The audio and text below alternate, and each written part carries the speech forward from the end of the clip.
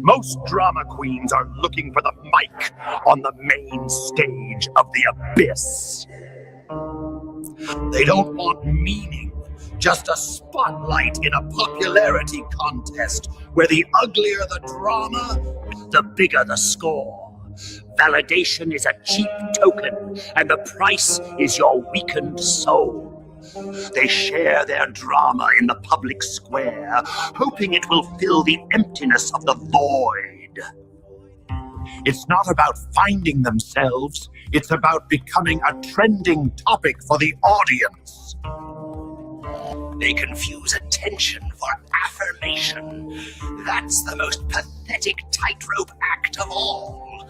Using fake smiles for likes, and the joke is, the more you cry, the louder the applause. You're all just waiting for my bus, the one with one seat, to take you one way to nowhere. Enjoy the ride!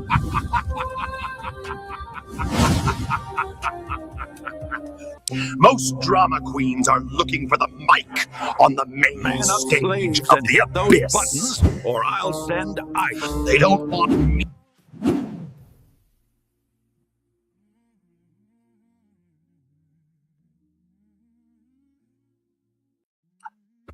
Greetings, everybody. Keith here. Hoping everybody's having a good day, enjoying life, living life, loving life. Want to remind everybody, hit the like, share, and subscribe button. There is a PayPal link in the description. If everybody would feel free to share some love, always appreciated. Trying to round up funds to get the StreamYard up to full panel operation for the podcast. And in the meantime, everybody enjoy my new intro, and we will be right back.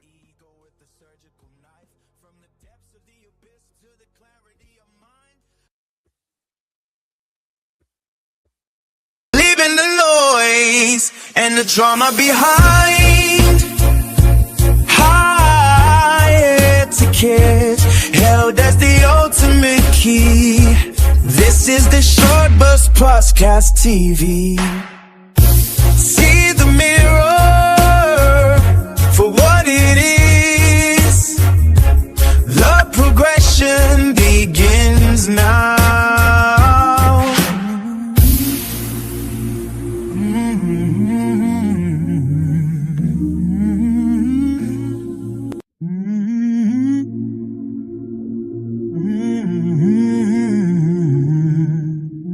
Step into the light or the shadow it casts. A look in the mirror, stripping the mask. The ego deflects what the id wants to hide, but we find the truth on the edge of the slide. The void isn't empty, it's a canvas of gray, where the ghosts of our bias come out to play.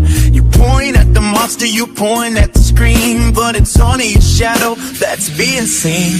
We sit in the silence where the tension is rife, dissecting the ego with a surgical knife. From the depths of the abyss to the clarity of mind, leaving the noise and the drama behind. High etiquette held as the ultimate key. This is the Short Bus Podcast TV. See the mirror for what it is. The progression begins now.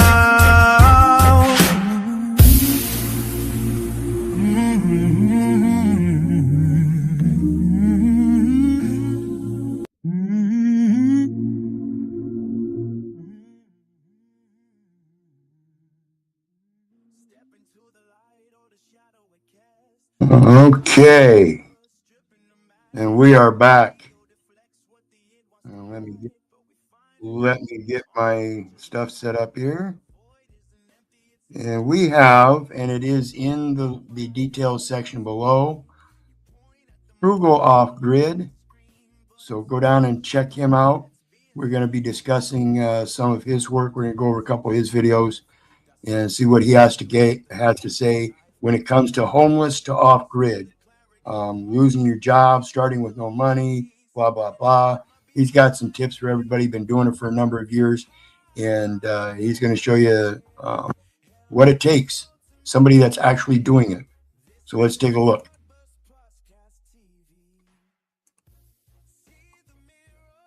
A lot of people told me I wouldn't last 3 years out here, that my land was basically unlivable. And they're right about one thing, is a lot of people do fail. But the good news is, it's not that they couldn't possibly do it, it's that they simply didn't have a system. I didn't have a job because I had just been laid off. I did have about $6,000 in savings in a camper van because I had been thinking about living this way.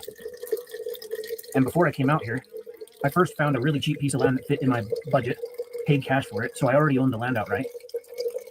I didn't have a source of income, but I had brought enough food, water, and shelter, the camper van, to survive for at least a year. And then I had a little bit. So the basics of the water, food, and shelter. Simple as that. Simple as that. Water, food, and shelter. Those are the primary things all creatures need. And those are the things you need to start looking at very first. They are priority. Money. I knew that it might be rough, but I'd be able to get by. So I constantly talk about shelter, water, food, power, income, and I talk about those in depth as well on my website. By starting with my camper van, I had somewhere comfortable to sleep and think. There's a little fridge, solar power.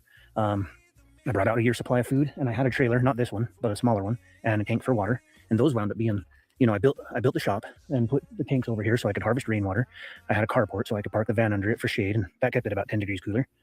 So the first month I had shelter, water, food, power, income. Well, to be clear about income is I had some savings. And then before I came out, I did start the YouTube channel, but I really didn't actually post on it much for the first 2 years. And I created the website and other social media. Although I didn't have cash coming in, starting social media and a website would help me get some kind of reach so that as I did build product and content, people could find it. Then, and as I've mentioned before, this is an educational platform for the viewers. And as we see here, that's what his intent in doing this was eventually to start making informational videos for other people. And of course, that is a part of his profit mechanism as he grows, just like he's growing his homestead and regrowing and rebuilding the soil and all the other things, as we'll learn. That's how you start out, with nothing.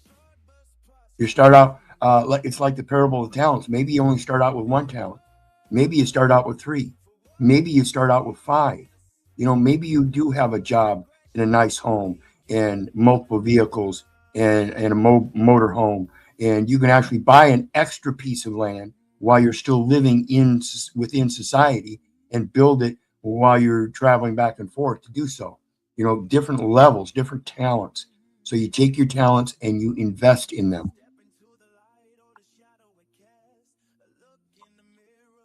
Absolutely, AB Design. Mash them like buttons. Mash them all. Hit that PayPal link too, please. Every little bit helps. I could monetize it and make some income. I've been planting Bermuda grass all inside of the perimeter. Kind of over here, this area, it's almost like I've got a yard and lawn and backyard and stuff now. It's kind of funny. So I'm going to hop in here. This is mostly excess hay I got to clean out. And then this side is loaded with poo from the entire winter. So we're going to get that cleaned out and use it as compost and specifically for your information banks, your data banks there, AB. One of my intents on this channel, folks, is to provide these review videos on a regular basis. Maybe do a interview video once a week on people that are actually doing this, contacting these people that are doing this and doing my own interviews with them over the internet. And then, of course, the every other week, the selected topics for the podcast. And then the intervening weeks would be open topics. So that's the program that I'm looking at to keep that the platform growing along with the podcast. So there's other elements rather than just the podcast. The regular reviews that I hope to eventually do on a regular basis, 5-6 days a week, and then an interview one day a week, and then the regular podcast 1 day a week. Intervening weeks on selected topics and open topics. Absolutely appreciate it. Mulch. So the hands down, very most important thing I did was to stay within my means.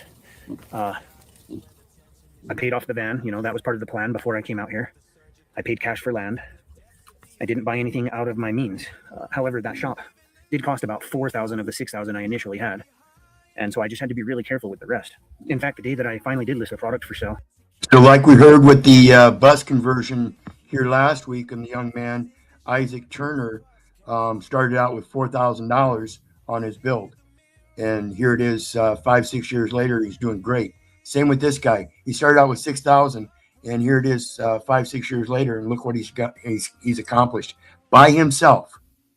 By himself. This does not take community. This is the beginning where communities are established. Again, your local authority, the most local you can get is the most powerful. That's what we appreciate about life, is when we can do this by ourselves. Others see that. It motivates them to be able to do that. And this guy, as we see, started out with 1 talent. There are people out there with 5 talents, 10 talents that can do so much better in a communal organizational fashion. That's what we're looking to build, is going back to the smaller communities out in these areas where we can develop small communities. They don't get bigger than 100 people. They're able to be self-sufficient. On my website, I had no money left. And I just had to kind of slowly but surely build leverage and let it compound.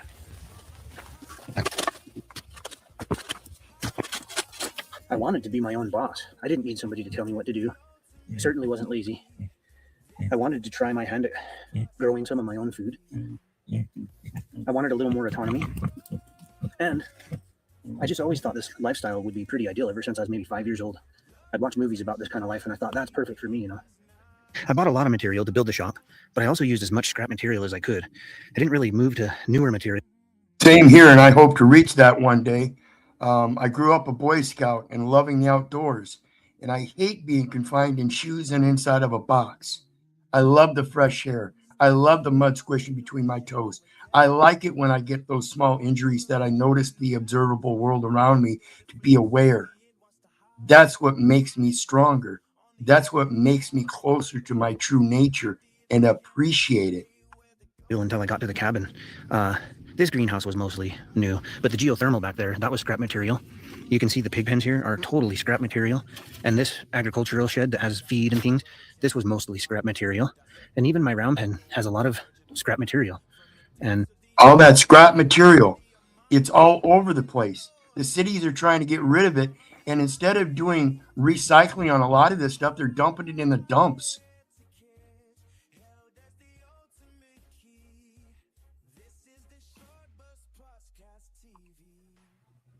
Now what? 4:36. My apologies, folks. What is going on? Now I've got a lag, and it's got me looping. a lot of people told me I wouldn't last 3 years out here. Well, that's a large part of how I was able to get things going, so I could grow my own meat and fruit and vegetables. Even the underground water cisterns, Yes, you notice he said his own meat. You saw the hogs. He's also got a couple horses, you'll see. Plus, he's got 3 dogs. About 6 feet wide, 16 feet long, 6 feet deep. It's 3,600 gallons. It harvests rainwater there. This side I save specifically for drinking water. That's 600 gallons of drinking water, which is quite a bit. And then there's a 4,500 gallon. I like the old Chevy C10. Those are awesome trucks to have. They especially in this arid flat land here, they do excellent. Except when it rains, of course, it gets kind of slick and muddy. You'll want to be aware of that. But otherwise, tooling around on your own property here, it'll do almost everything you want to do. Pond over here. I'll dig another underground cistern over by the cabin. And there's another 3,600 gallon cistern underground behind these. The cisterns, they never freeze. They don't get bugs or anything in them. They stay clean because they have good lids that they just have a little gap for airflow, but nothing gets in and out. A little bit of dirt gets down there, but that don't matter. And it's perfectly good for the gardens and livestock. And I can always just filter it if I want it for myself. Same with the pond, can be used for agriculture or gardening. And there's even another pond out there on the pasture for the horses specifically.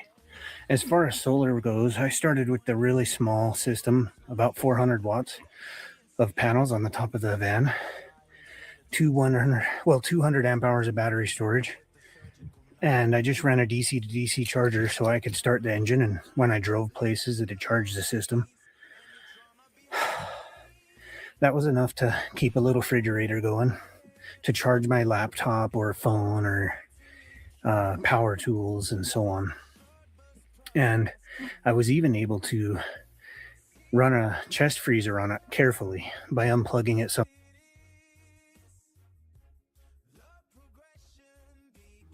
And again, that brings up one of them issues that I've always like to mention is the electrical.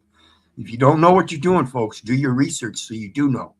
It's important to understand how imperative it is to stay within the norms when you're using these electrical converters and stuff. A particular fire hazard that could destroy everything you're trying to build and have already gotten to. It can destroy everything, including your life. Be very aware when we're working with this electrical stuff and conversions and everything. One of those parts about technology that can be very detrimental with one little tiny slip up. Sometimes, or having to start the van sometimes. And I just continued to get small, redundant little systems. 2,000 watt hours, if you get a power station, will power a surprisingly large amount of power if you're, not trying to run stuff. I didn't have a TV for the first 4 or 5 years I was out here. And then just slowly as I could, I expanded. I've got a couple pallets of solar panels now and a couple large solar systems. Basically enough to power a small family home, maybe 2. I've never brought in anything to amend my soil. I've just made compost and mulch and everything all right here from the homestead. And while you could easily pay someone to bring it in, I've just found it to be fun to build all my own compost. And it takes a long, long time to green the desert, but you can eventually, even if you do it yourself.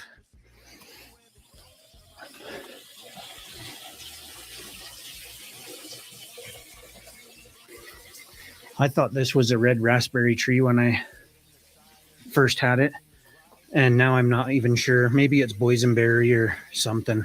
I guess, you see, I'm not a real skilled gardener. I thought it was a tree, but I guess maybe it's a bush. So we'll see what that turns into. And there's another one of those aspects, again, that I keep reiterating. Do not believe me. Do not believe the neighbor. Do not believe the government. For crying out loud, do not believe your mother. Do your research so you know. And that's what allows us to be able to start at the lower level, not knowing exactly what we're doing, but we can get ground level information to start and have that firsthand experience to do these things ourselves. So as this man explains, he's got a fish tank down here where he had some bluegills, and his first attempt kind of failed because the cats ate the bluegill. So it comes to say that you have to have these kind of small tanks protected. If you're going to do it in a pond for high aquaponics, which we can look up other things later, and we will on that. Aquaponics is a major transition that I think we should make in considering stewarding land and homesteading. In the basics of any homesteading and stewarding land, like I said, all creatures maintain food, shelter, and clothing. The food line is based upon your watersheds. If there's no watershed, there's going to be less likelihood of life. It's going to be dry and arid like this.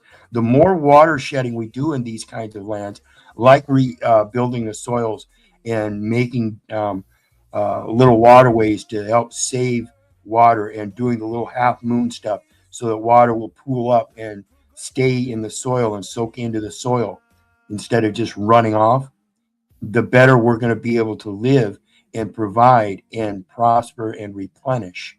the true nature of our abilities as dominion creatures. We're able to do this stuff that other animals can't, or only do certain parts of the job naturally. Cows' hooves. When they graze in an area for too long, they destroy the soil. They eat too much in that area and they destroy the soil. Whereas if they're traveling along, the hooves will just tender in the top part of the soil and create enough place for natural seeds to fall from the natural plants in the area and create the undergrowth. Otherwise, they end up in these big open pastures and they just destroy them and they become open and barren. And then this is the original trailer I started with. And it just couldn't handle anything. It was just a handmade trailer. And so after it busted down pretty bad, I just turned it into a tank for my aquaponic system. And I had fish in here, but the cats got them. So I'll just have to build a net around that and then try some more fish. Having a large pump like this keeps oxygen and water flowing so much that the mosquitoes won't even mess with it. And the same happens down here. When this bell siphon is activated, it starts blasting water out, and it's just not a hospitable environment.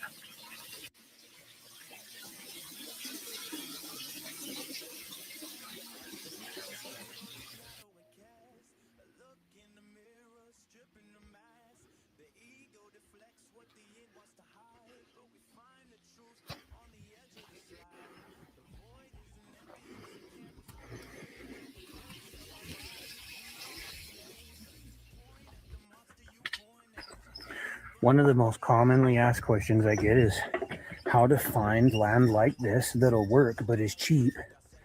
And it's hard to explain all that, especially over and over. And so eventually I built a system, and it's free and it's on my website. And at first, and so, like I said, this guy started out 5-6 years ago, pretty much with nothing. Didn't do much with his channel, didn't even have a TV for the first 5 years. And now he's got his own website and he's helping others learn how to do it themselves by giving an educational platform on his website, explaining what he's done, what's worked, what didn't. This is the kind of education we need. And it has to be on an autodidactic type basis where we can take that information and learn for our own use, and not be streamlined into an indoctrination like the public education system gives us.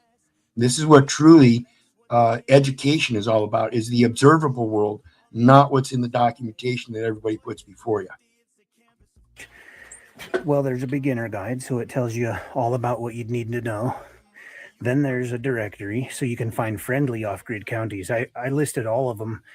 I did at least 4 counties per state, as long as there was 4 counties.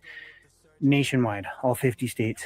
And then after you find a county you like, then you need to find land in it. And so I created a land search tool that'll help you find off-grid properties that you would have a hard time finding otherwise. And then finally, there's a checklist to make sure you don't buy some crappy land, that won't work for you.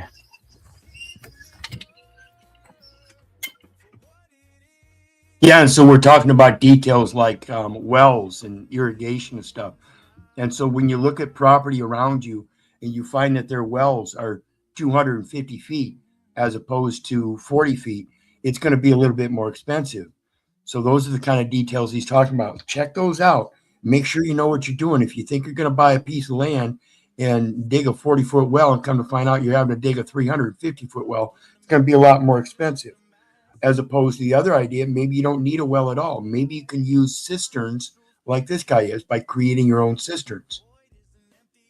Just digging out holes and lining them with rubber liners and collecting 6,000 gallons of water.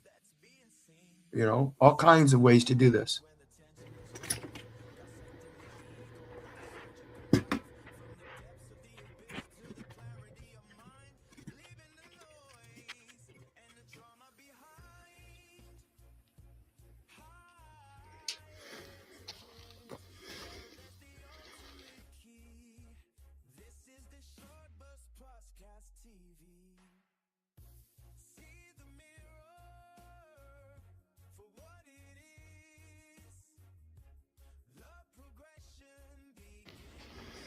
I guess what I'm getting at is I worked through a system, shelter, water, food, power, income. I did it in passes.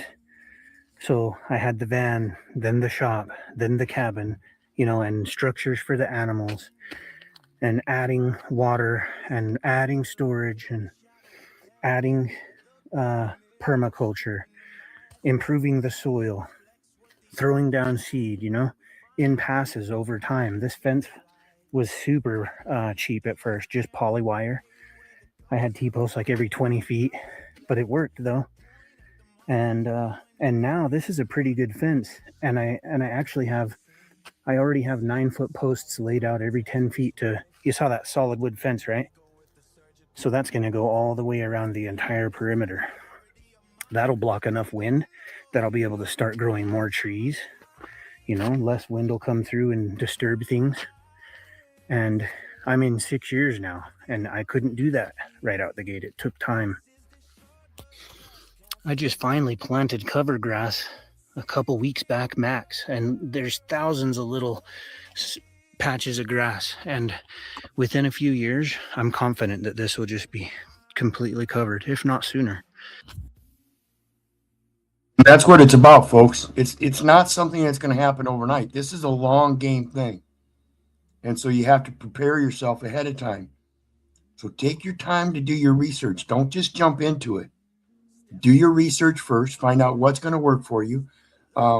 Even down to the structures that you're going to build, how you're going to build them, what materials. Are you going to use scrap materials to start out and then refine them later on? All kinds of stuff. Are you going to start out with a bus build first, you know, and then move on to a piece of property with no buildings and stay in your bus while you start irrigating, providing water and food, and then you can build a more permanent structure? How are you going to do it? There's a lot of different ways, but again, you have to do your research so you know what you're doing each step of the way. We'll go work on the horses a little bit. So if you notice, income is at the very end, and that's truly how it worked for me. Like I told you, I just set up a website, did some social media, came up with a product I was passionate about. You can read all about exactly how I did it in my free guide on the website. And it wasn't until just recently that I finally really fully understood where my value is, what I have to offer people, and redesigned my website to meet that need. And that's basically just helping people to find property and start their own homestead. And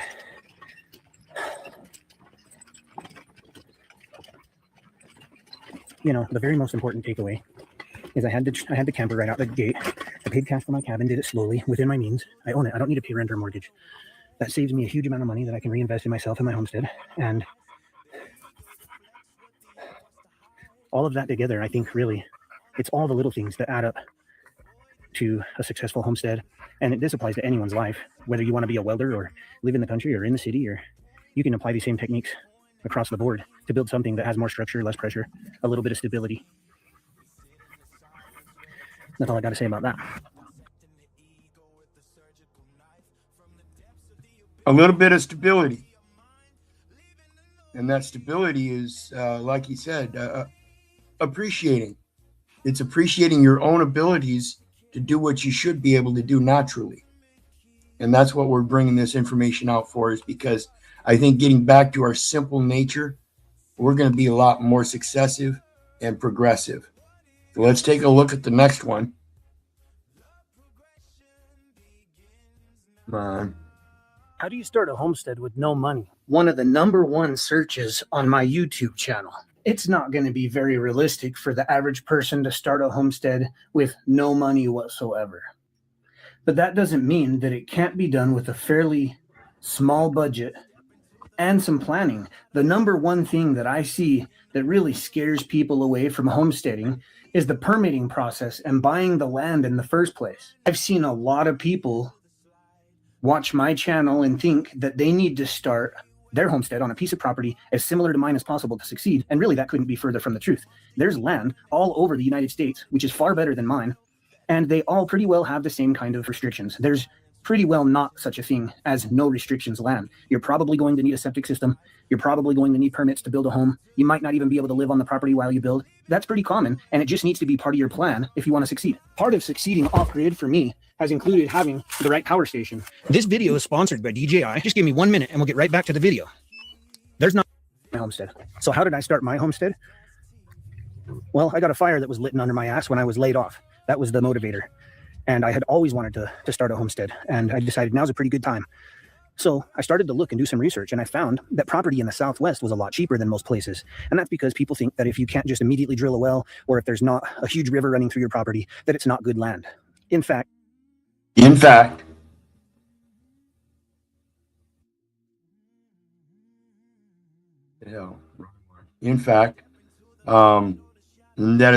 is false, because that's what I'm talking about with the watershed. Our natural abilities to look at the land and see how the water is laying and running across it, and our abilities to construct and mold that land like clay to retain that water in certain areas, is our ability to make the world our own. And that's what we're looking at. The land is not desolate. It just needs our tender touch. many places will let you harvest rainwater, and if that's not an option, it doesn't need to be a catastrophe. Make it part of your plan. I found myself a piece of property that is in the middle of nowhere. I was confident there wouldn't be anyone out there. I pulled up GPS and took a look around and saw that there wasn't any properties.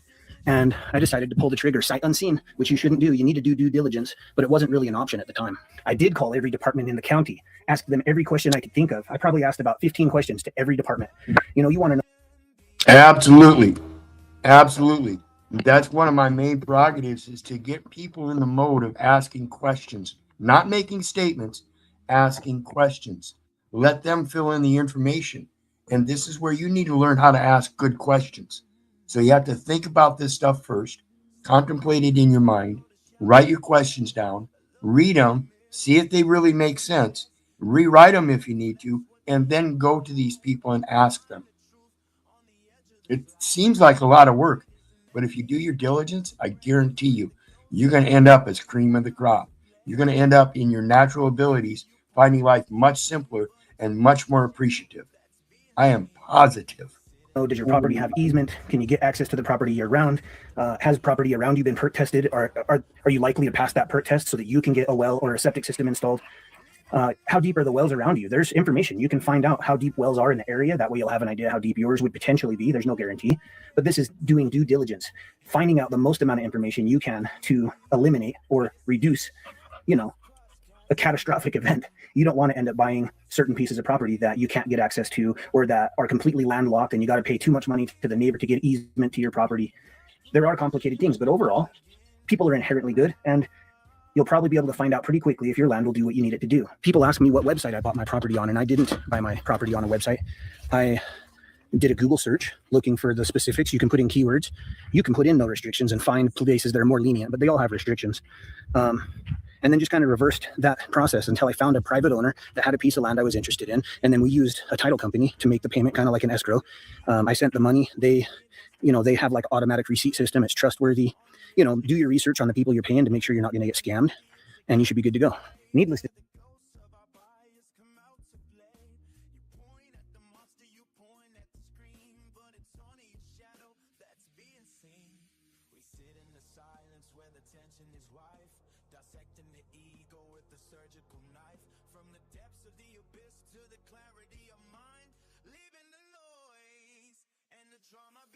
say, I did this when property was a little cheaper. It seems to have been, well, it's always historically gone up. That's what makes it a good investment. But land was a little cheaper when I did it. And then a lot of people started.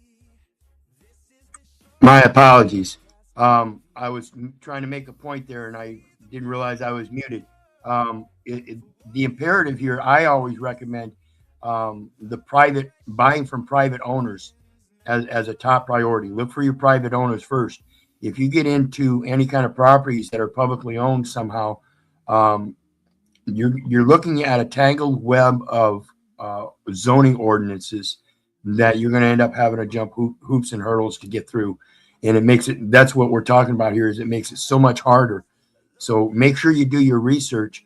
And if that's the kind of property you're going to buy, you're going to have to do more research. I assure you.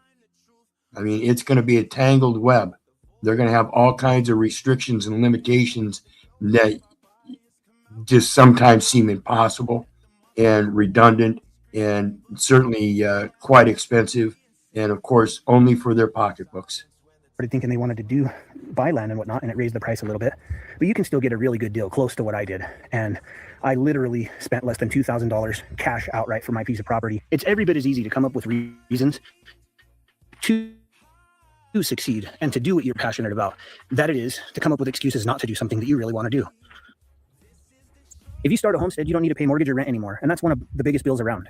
If you grow your own food, you can highly offset your cost for food, if not damn near eliminate it. It has never been easier to work for your Highly offset your cost for food, if not eliminate it.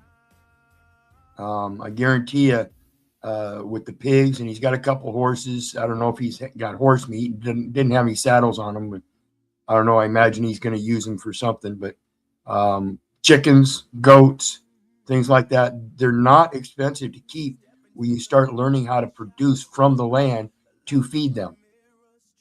You're just tending it so that you can provide for their necessity locally instead of having them to graze around the countryside. That's one of the advantages here, is knowing how to produce for yourself and your livestock for a meat growing portion. And one of the things I recommend is rabbits. Rabbits, if you have the right nutrients and everything for them, to keep a good stock of rabbits, you have pelts, you have meat, and you have fuel. You can take their pellets and distill them, ferment them, and then distill them into a fuel. Self than it is right now. Just yesterday, I had somebody comment, hey, not everyone can do that because, they can't just sit around and YouTube will take care of them. Well, I've got news for you. YouTube is one of the smallest sources of income that I have. And this day and age, you have a YouTube and you have a YouTube, and that other guy had a YouTube also. You have to put some work into it. So you have a YouTube, right? Is it paying you? You have to put. See, he started out without it. And here it is 6 years later. And now it's only because he has the channel and he's putting out educational information. He's now monetized and making money off of the advertisements. And he's not making money off of donations and stuff, but maybe some off of subscribers, memberships, as well as, like I said, the AdSense as a YouTube partner. So that's an automatic thing when you get into these things. If you're going to be doing this homesteading, off-grid, boondocking, self-sufficient community type things, and making a journal of it for educational purposes, sooner or later that monetization is just going to come along with it if you're doing a good job and you get the followers and subscribers and stuff. So again, that's not the purpose of it, but it does come. His purpose, like he said, is education. Work into it. And I know a lot of people hate the idea to work, but it's really rewarding when you do it for yourself. So anybody can start a YouTube channel. And if you're posting regular content, whether it's daily or once a week, and you're putting energy into it and you're doing research and you're getting better at it, it'll be one hell of a way to market your business, if nothing else. Social media is an amazing way to market your business. And then that leads me to another idea, is whatever you're passionate about. If you like to color in coloring books, just to give you the most frivolous idea ever. Oh, you're really good at coloring in coloring books. I guarantee you can make a website and sell your pictures that you simply color. And it's because as people get to know you, they'll like you and want to support you. And, people will buy your product, especially if you put effort into it and make it good. So you could be a woodworker, a welder. You could mow lawns for a living. The other day I hauled my trash out like I do a couple times a year. And I thought, gosh, if I needed some sort of income, a lot of people could make a killer income off of just hauling trash for the people in their area. So think about it. There's got to be 50 people within an hour here, and you could make a relationship with those people and say, hey, once a week, I'm going to come haul your trash off. You never need to worry about it again. Keep it in bags, keep it nice and neat. I'll be there once a week. And you come up with your price. You reverse engineer your price. How much money do you need to make? I need $4,000 a month to get by. There's 100 people out here, just for the sake of simplicity. And so you need $40 per person to make that $4,000 a month. So once a week, you'll come out and you'll do their trash for $40. Well, actually, you would only have to do $10 each. Come out once a week for $10 each time, or $40 a month. You got your $4,000. And that's how you reverse engineer how you're going to make an income. And you can create many, many, many different sources of income. And they don't have to involve manual labor. Anyone can do this. I promise you. Look at any neighborhood and you'll find a 15-year-old kid or a 12-year-old kid going door to door with a lawnmower. And he's essentially doing exactly what I. And that's kind of how I started out. I had a paper route.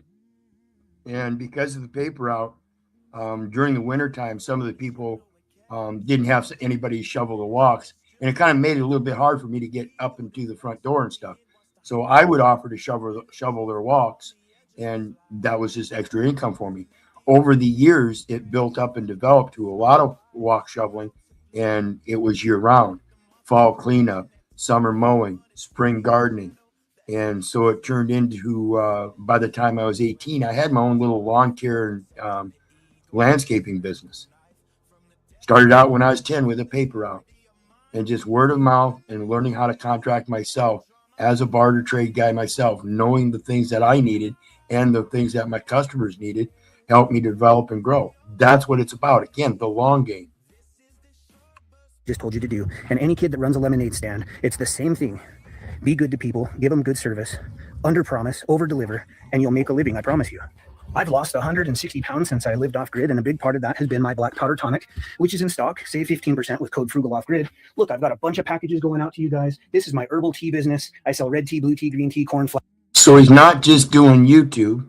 He's also got a business of herbal teas and stuff. Again, another plus for doing the off-grid stuff, because when you can produce stuff that you can't fully use yourself, you can store some up to barter and exchange with other people doing the same types of things with various different product exchanges. That's our true nature, not the monetary system. However, in this case, again, the monetary system is just a medium of exchange. But you have your creative products, the things that you put your work into. Our black powder tonic, those are items that I'm passionate about, and that makes it easy. I believe in them. People know I believe in them, and that's why they sell like hotcakes. Make a vlog about your lifestyle. No matter how many people have told their story, you could start a channel tomorrow that's identical to mine, and you'll get a following. Everyone, there's always someone that wants to hear the story again or from someone else's perspective, and you're unique. And it's just a different story from every single person. So don't think that because it's been done before that people don't want it. To recap, the first important thing is you're going to be saving thousands on mortgage and food every month. And don't be thinking people don't want it, because as we move into the future, more and more people are wanting it. This is a growing movement of off-grid lifestyles. A lot more people are doing it. They're getting more accustomed to the idea that you don't need these big lavish homes. And a tiny home is actually much, much more efficient and even most often more comfortable. So if an example, you made like, well, let's see here. So if you're saving $2,000, that's $24,000 a year. So say you make $24,000 on your homestead, right? The savings you're saving also makes it, what did I say, 22 or 24? So you're making $48,000 now. It's 20, you know what I mean? Like saving that mortgage and food money is huge, and then create multiple sources of income. And what happens is, multiple sources of income. We hear this in the old adage, don't put your eggs in the same basket. It's a little more sporadic than a 9 to 5. You can't guarantee every Friday you're getting paid. But if every other Friday you get paid by your garbage hauling service, and 3 times a month you're getting paid from, your ebooks that you've written, and then on top of that, your website, a few times a week you're getting sales, and that money comes in with a couple days or so. And so you got all these different things hitting your bank account. It makes it easier to get by, and you can get by on less. You don't have to have the flashiest car. This is another key thing. Don't waste money on a brand new truck. Buy one a few years old. Build stuff out of scrap material when you can. I didn't buy these dogs. These are all. Yeah, stay frugal. Stay thrifty. Be very thrifty in what you do. Use and resource things that have already been used, recycling them. For crying out loud, if your truck goes down and you can't possibly repair it, you can certainly get the engine out and scrap it and create a raised garden with the back of the truck, with the bed of the truck. And of course, you can make a doghouse out of the front cab. All kinds of interesting ideas to be able to reuse products and things that are broken down for other purposes. Repurposing, resourcing. All rescue dogs, except for my first dog, Incas. I bought him over 10 years ago. But the rest of my dogs I've acquired because Helga, for instance, wandered onto my homestead starving, and now she's happy and a little overweight, and we're working on that. And Stapes was given to me by the woman that brought me the pigs. She had a litter, didn't necessarily need 5 or 10 more dogs. And then this guy, Malleus, he's a Campbell. He's worth a lot of money. Highly desirable dog. Somebody had him, wasn't in the ideal situation, and wanted to pass him on to a good home. And so, you can do that in so many ways, guys. Yeah, Kangal. Those Kangles are big dogs. They can get up to like 200 pounds, and they will protect. A lot of weight to do so as well. I've got a beautiful stallion, and well, he wasn't getting along with the other male on the ranch he was on. The other males, they weren't necessarily doing well together, and they needed to get rid of him. And so actually, I got him for free. I don't think I ever told anyone that. And you don't look a gift horse in the mouth, right? And when I got him, I thought, well, he needs a friend, and that little filly is beautiful. And I bought Ginger, and I bought her for like $500. So a lot of people love to give me shit about the horses because this is frugal off grid, and they think that's not frugal. That's an expensive hobby. This guy said it's not a hobby to me. That's farm equipment. And yep, like I said, farm equipment. He can put a plow behind him and not have to worry about any kind of technology or anything other than the plow. You know, going back to natural resources that are maybe not quite as convenient, but certainly aren't near as expensive. Particularly, like I said, if you can provide what those horses need for feed on the land itself, plowing the field to grow their own food, along with plowing other fields and stuff to help grow your foods and products. Amazing stuff. And like you said, 24,000 on one end, 24,000 on the other end. That's 48,000. You got to look at things in the proper perspective, folks. it's education for me and companionship, which is cool, but it's also transportation in an emergency. And they're Bingo, multi-purpose, also transportation in an emergency. definitely earning their way around the homestead. Not to mention, they'll definitely keep predators at bay. Coyotes don't want to mess with this guy. What do I love about homesteading and having a frugal homestead? I get to be myself every day. It doesn't matter what anyone else thinks. Oh, here's a weed. I always, if I see something spiky, I pull it and get rid of it. That's why I don't have any goat thorns. But you get to be yourself, you know? Do what you want to do. I probably work harder than the average 9 to 5er, but I'm working hard on stuff that I want to do. And this includes work. This right now, I make a list. Yeah, so it's, again, another thing you got to remember when you go into these properties that are so-called desolate, it is labor intensive. So doing it by yourself is something that you can appreciate tenfold. When you've got 5, 6, 7, 8, 10 people working together, it's so much easier. Okay? Think about these aspects, folks. Every day and I check off everything. Today, first thing, I had to feed the animals, work out, and now I'm making some content. After this, I'm going to pack orders for my company. I might even go live and pack orders live for you guys. People seem to really enjoy that. And it's all planned out. I get to do what I love to do. I get to do what I'm passionate about. You can easily be negative and make reasons to complain about this. One of the main things people say when they try to shut this idea down is they're like, you still have to pay property tax. What? That's the downside after everything. So you save thousands a month, but you're. There you go. You still have to pay property tax. No, we are finding ways to help discern the imposition of having to pay property taxes on a piece of land that we own privately for our own sustaining of our own life. For what is it? Oh, Dean, help me out. What is it? Necessity of life. We got the land to live off grid as a matter of necessity of life, to produce our own foods, meats and vegetables, and live as inexpensively as possible, not to provide commerce. Now, this guy here, like he's saying, he's using it as a business thing. So he's got property taxes. But again, I'm betting those property taxes are a little over evaluated as well. So it's always a matter of questioning that record as to what is the commerce if you're not selling products. Okay?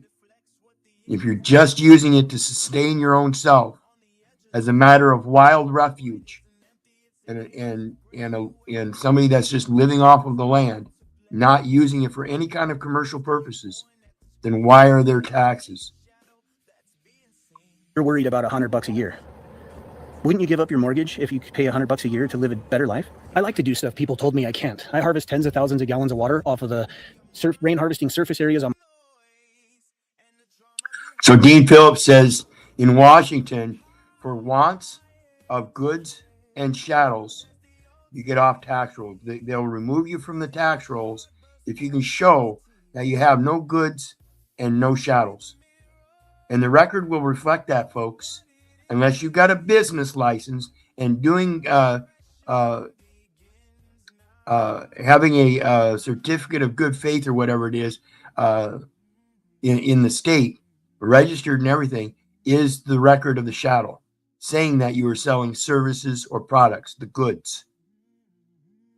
For wants of goods and chattels, you get off tax roll. So if there's no documentation that you're a business, and this is why I say you got to be careful when you run these YouTube partnerships.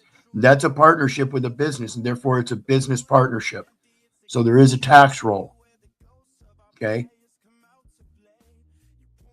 But if you're not doing that, if you have no goods and chattels for sale, buy, exchange, whatever, then no, you can't. They can't charge you a tax.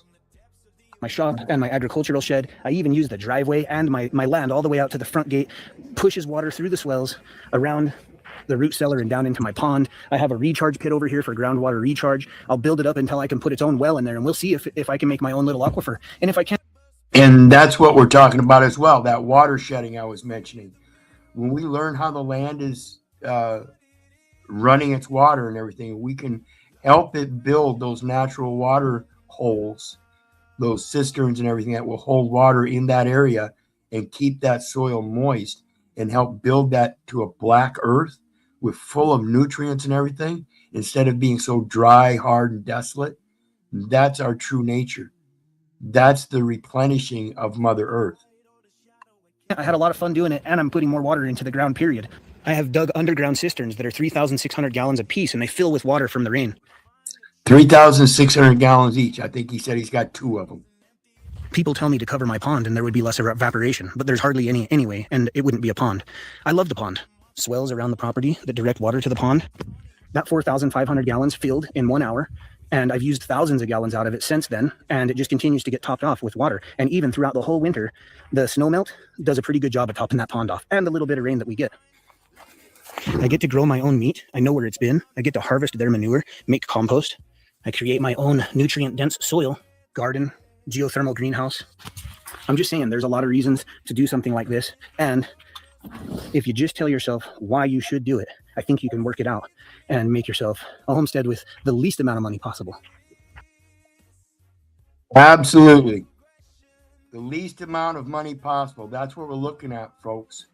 Frugal, thrifty, as little as possible, simple. And again, it's going to take some of that physical manual labor. But again, depending upon how many of you are involved, it becomes easier. This is, again, the local community is where your power sits.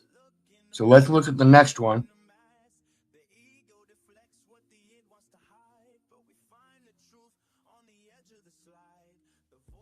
Let's see. Hey, I'm here. John from Frugal Off Grid. Welcome to my free webinar on how to start a homestead in 2025. I'm going to condense this little webinar. It was 1 hour and 40 minutes originally, and I'm going to condense it down to a real quick free version for you guys, just so you can check it out. And if you want to purchase a full-length webinar, you can check them out on my website. There's a link down below. I've lived off grid for 4.5, going on 5 years, and I have some pretty good suggestions on how you might want to start your homestead in 2025. In this webinar, I'm going to cover how to find and buy land, how to build your homestead, how to generate income from your homestead, how to eliminate debt, and then how to thrive, become more sustainable on your homestead. One of the very most commonly asked questions I get is how to find and buy land. And there's a lot of land search websites out there. My number one advice to you is to... So if you're taking notes, you'll take notes on the general aspects, and this is going to help you develop your research so you can start asking those questions that we spoke of earlier in the video. Asking questions is the foundation of education, and if you learn how to ask the right ones of the right people, you're going to find yourself much better off in your discernment. Beware and be wise. Actually use search engines. Of course, you can use all of those land buying websites, but if you search for, owner financed land, an example on Google, you're going to pull up land from all over and search the entire United States. That's how I found such a good deal. I wouldn't be concerned about where you see somebody else homesteading as much as where you can find the best deal, because you can make any land in the United States work for you. I would highly consider owner financing or paying cash. You might not have phenomenal credit. If you do, good for you. And if you don't, owner financing is a good way to get a piece of property when you might not be able to pay in full. And paying cash is powerful because, in example, I offered 10% below what they had my property listed for because I was paying in full. And they said, sure, we can do that for you. You want to save what you can, getting prepared to find and buy your land.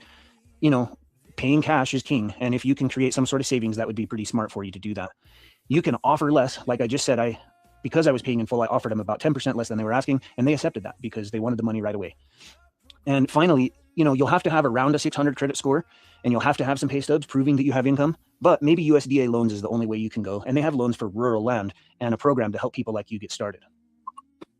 This is where I'm going to mention, this would be a good time to do research on federal grants for such stewardship of land. There are areas in this United States, I'm sure of, that are, quote, desolate, and they are looking for people that would be able to tend that land. And so therefore there are, I'm sure, some grants out there, and I will do some of my own research and maybe come up with a few streams in the coming week or so on that very aspect. So be watching for those. Be sure to check out any kind of grants, not just the USDA loans, but grants for partnerships in stewardship.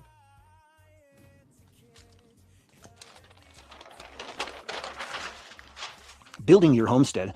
When I came to my homestead, it was just bare land, and I had some survival skills. And so I thought of it as shelter, water, food, because if it's freezing tonight, you could die. So you need shelter right away. You could go a couple days without water, but you're going to need water right away. And you could go maybe a month without food, but pretty quickly you're going to need food. And so ideally, of course, just start out the day one with shelter, water, and food. And in a survival situation, think shelter, water, food in that order. You want to get them all together if you can, but you can't always. So if you go day one onto your land in a camper van or an RV, a lot of places will allow you to get a permit to stay maybe 28 days, then leave town for the night and come back. And, you know, you can continue to do that. You'll have shelter day one. And if you got a little bit more money, there's ways that you could do a shed conversion or build a home or a cabin, or maybe you've got the money to put in septic right away and start a home with a building permit and all that. Great. And they have places all over the U.S. that actually will build little 12 by 12 sheds, 12 by 24, 24 by 24, that are actual cabin style things. And you can customize them with ramps and stuff like that if you want to store a vehicle inside and use it for an actual garage, or a front door and a back door with a chimney and loft and everything for an actual cabin to live in. So check those out too. Try to have shelter on day one.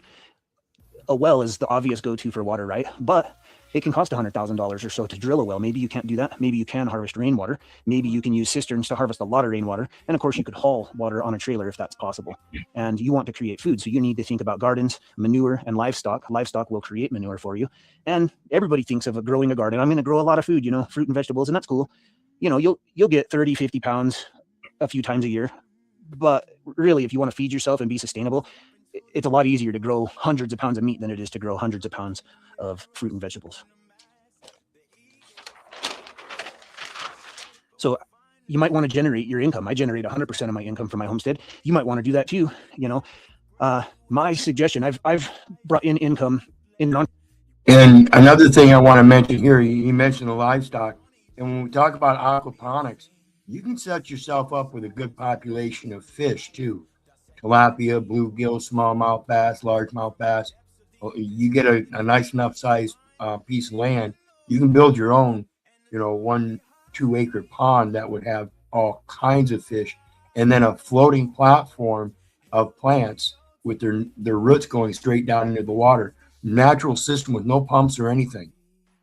So again, a matter of knowing the different techniques and how the land does it naturally anyway. Entrepreneurial way my entire life. And I would tell you, relinquishing the need for so much technology, so much PVC piping for an aquaponics or hydroponic system. If you have an aquaponic floating platform on a pond with natural fish inducive to the area, it's an own natural biome. It's water shedding. to start today, that would be your first thing. Create a website. maybe some sort of media. Maybe you want to be on TikTok or YouTube or any other social media. Start a blog on your website. And if you don't want to be on social media or websites and stuff, you can even do hand-painted signs and flyers the old-fashioned way. It's the same kind of thing, but the internet is one hell of a tool if you want to put it to use. What are you passionate about? I would do that. And I think the reason that works is if you're passionate about knitting scarves, well, you're going to have a good time doing it. You're going to be excited when you're telling people how to knit the scarf, and you're going to make cooler content. You're going to get less bored of it. It'll be more fun for you. It's fulfilling. And that's why, whatever you're passionate about, whether it's playing the violin, making lemonade, do what you're passionate about and get paid to do that. You can copy your childhood lemonade stand. Think about, even if you saw a full-grown adult sitting at the corner and they had a really beautiful, maybe they took like an old horse trailer and made a beautiful space, a little business, right? And they're selling lemonade out of there. Wouldn't you be like, wow, they're really, it looks like they've got a beautiful little business going. They're motivated. They're passionate about it. You're probably going to support that person. And you can think of it as a mowing business, providing better service and so on and so forth. Maybe you're more comfortable with the idea of lawn care or whatever, but those ideas work. And so think about what you like to do most and create something like that. It's that easy. And always try new stuff. I had never hosted a webinar in my life until a couple Saturdays. Well, 3 Saturdays ago, I did this webinar. It was an hour and 40 minutes. First webinar I ever did. Extremely successful. Thank goodness that I tried it. You should always try new things, guys. So eliminating debt was huge for me, and it's probably huge for a lot of people. More than 50% of Americans are in debt. These are some things I would suggest. Pull your credit right now. You are entitled to pull it for free. You can see it. Maybe there's some old judgments and things on there, and you just dispute them all. There's a law that you can do that. You might as well take advantage of that. You're trying to turn your life around now, aren't you? Hey, see how big that dog is? That's a big boy. That's the kind of dog you want. You want a couple of them big ones. You got a large acreage, get you a few of them big ones. Get you a couple of little heel yippers and get yourself some herding dogs. The ones that'll take on a good bite. Anybody invading your property, any kind of predator. Yeah, so go on there, dispute everything. You'll be surprised how much of that might just fall off, and start saving today, no matter how much you can save. If that means wearing crappy tennis shoes for a year, then wear the crappy tennis shoes and just put that money aside. Whatever money you can put aside, just start doing it, and it'll start to add up sooner than you think. If you've got a few credit cards, you may not realize if you're keeping those cards full, basically, you may be spending a couple $100 a month, throwing that money away just to keep those cards rolling off. And you could get a similar benefit from them by, well, pay off the small one first, okay? And then only ever use that one card if it's really important, like your battery goes out, buy that battery, and then hurry and pay it off before the end of the month. And then now start working to the next card, pay it off, and the next one, try to pay them off completely.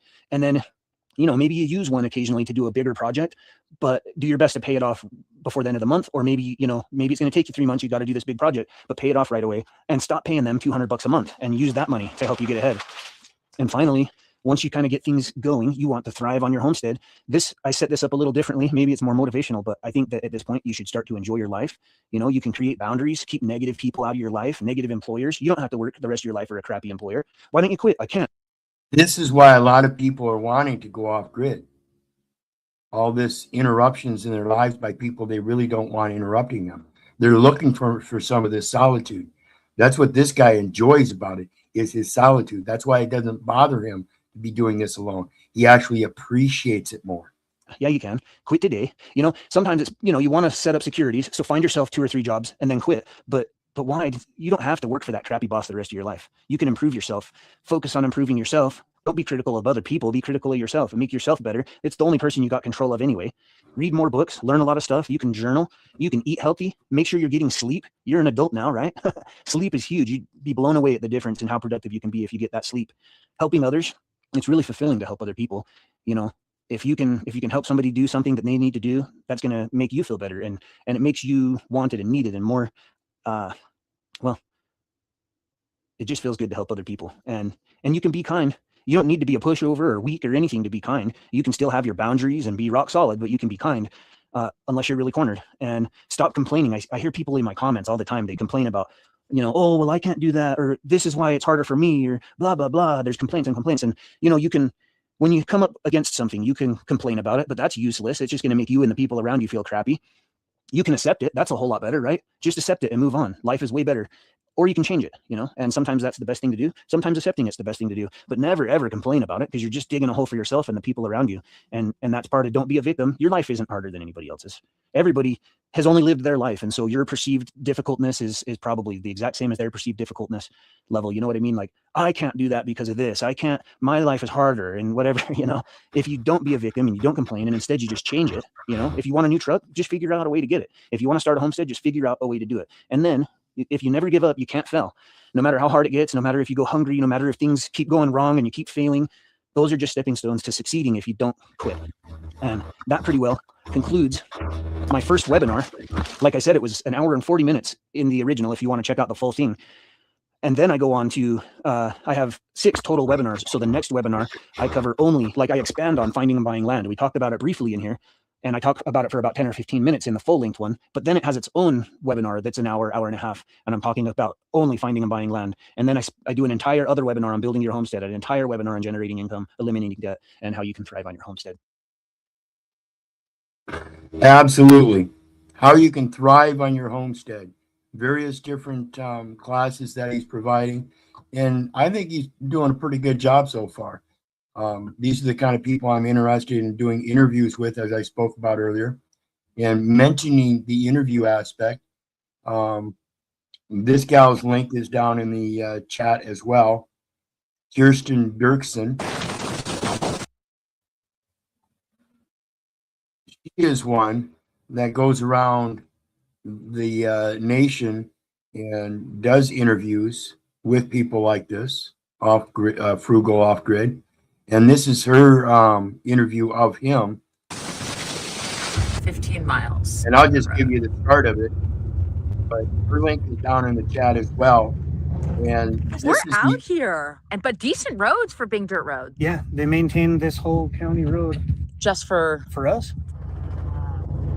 your drive to a supermarket. It's an hour to the nearest town, Okay. and 2 hours to a city if you want, like, you know, anything. so he's a ways off grid. And this gal went out and did an interview with him on his frugal off grid homestead. And she does it, like I said, she goes around the nation doing these interviews with these same kind of people living this off grid lifestyle, showing you all the different techniques and styles and talents that we spoke about earlier. And this is the aspect I want to take up on the internet, is to do these reviews and then contact these people that I'm doing reviews on and have my own set of questions to ask them, to then, of course, be part of the podcast TV as far as the different technologies, the pros and cons, and what we can do to get back to our nature. That's the whole purpose of the Short Bus Podcast TV, is to have open discussions about this technology, what it's good for, how it's abused or used, what we can do as remedies for those abuses, how we can enhance the uses to help benefit from having to do so much labor. As I mentioned, it's labor intensive stuff.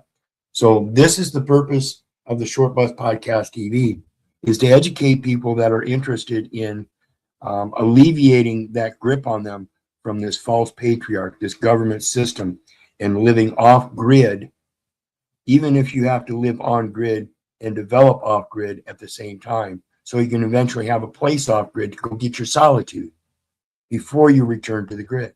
All different levels that we want to educate people on, because we want everybody to partake in it on some level, whether it's full-time or part-time, as a part of our own nature to steward the land, nothing else. But be productive and prosperous in creating a good plush land that is green and watered, water shedding, like I mentioned, and bringing life back into these dry, arid soils. The area may be dry and arid, but we can keep water in those by learning the water shedding and make them more pliable to our true nature in being able to live off grid and sustain ourselves locally, and not be so dependent upon all these foreign exchanges and trade deals and everything on the international level. That weakens us so much when we become dependent from an entity that is so far away, we cannot possibly hold it accountable, demand transparency, or have any remedy in it. Our remedy is our true nature, in my opinion. So please enjoy everything. I want to thank everybody for joining me today and hope to see you again in the future. In the meantime, God bless.